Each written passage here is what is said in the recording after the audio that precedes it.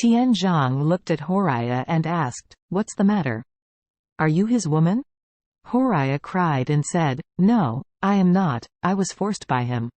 Tianzhong looked at the supervisor and said coldly, "Since she doesn't admit that she is your woman, then you shouldn't mess with me here." During this period of time, the overseer who was served by Horaya was already ecstatic.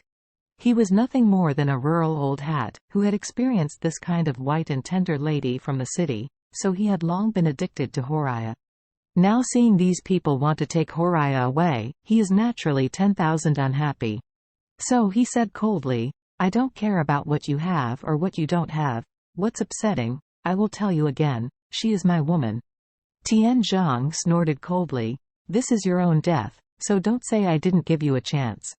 After he finished speaking, he immediately took out a dark pistol from his waist, pointed the gun at the overseer, and pulled the trigger without hesitation. With a bang, a tongue of fire spurted from the muzzle, and a bullet instantly penetrated into the forehead of the overseer. The overseer, who was still arrogant just now, turned into a corpse in an instant. Horaya was so scared that she screamed, but Lien had a faint excitement in her eyes. She felt that she had a chance to survive. So she hurriedly said to Tianzhong, "This big brother, we were also taken captive here, please take us away too." Upon hearing this, Horaya hurriedly said, "You must not take her away. She almost killed me." Tianzhong looked at Horaya and asked, "Is this woman your enemy?"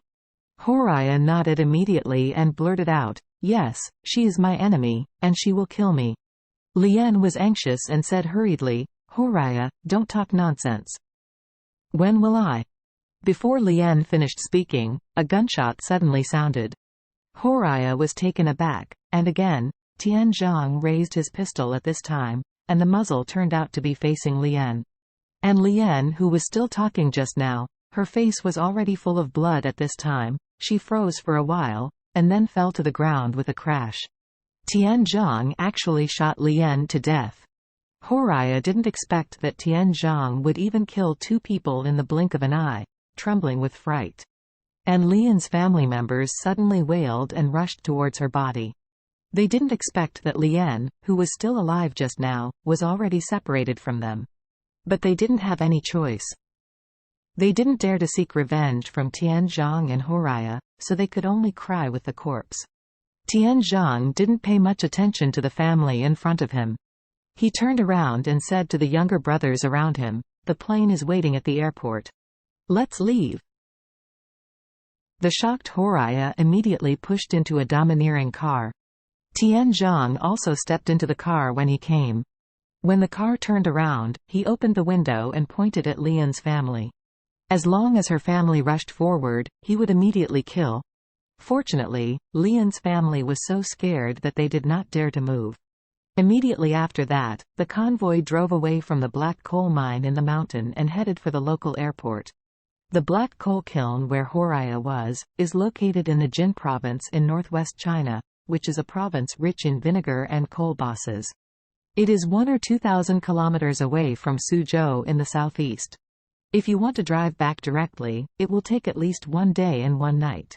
The young master Roger urged him more urgently, so he sent Wu's private jet directly. It took the convoy nearly 3 hours before it drove out of the deep mountain and old forest and arrived at the local airport. On the airport apron at this time, a Gulfstream plane of Wu's family had been parked. Horaya never dreamed that it would be a private jet to take her to Suzhou. Tianzhong took her on the plane. When she saw the luxurious interior like a palace inside, her eyes were almost lost. Seeing that she was all dirty, Tianzhong frowned and said to her, "There's a bathroom behind the plane where you can take a shower. Go in and take a shower. Don't dirty our master's plane." Horaya nodded hurriedly, and cautiously came to the rear of the private jet. Sure enough, there is a very luxurious bathroom here. Although it is small, she can take a shower, which is indeed very unusual. When she was about to take a shower, the plane had already started to roll. Seeing that the plane was about to take off, everyone was sitting on the seat and buckled up the seat belt, but she was afraid that she would be too dirty and would stain the seat. Stand firmly on the handrail. Horaya took a shower in the bathroom until the plane took off, climbed and started to fly smoothly. After taking a shower, Horiah carefully sat on the seat wearing to the new clothes brought by the service staff, waiting for her next destiny. Horiah is not a fool. Although she doesn't know why the Wu family came to rescue her, she can be sure that there is no free lunch in the world, and the Wu family must be a useful place to save herself. Later, she thought of her family again. She didn't know that at this time, her husband, her son and daughter thought she had taken all the money from the family and ran with someone. She didn't even know that her family already hated her at this time.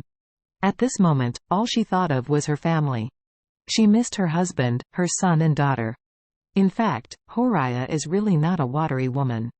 She and Noah have been together for such a long time, and they have always wanted to live a good life at home and have never had a double heart.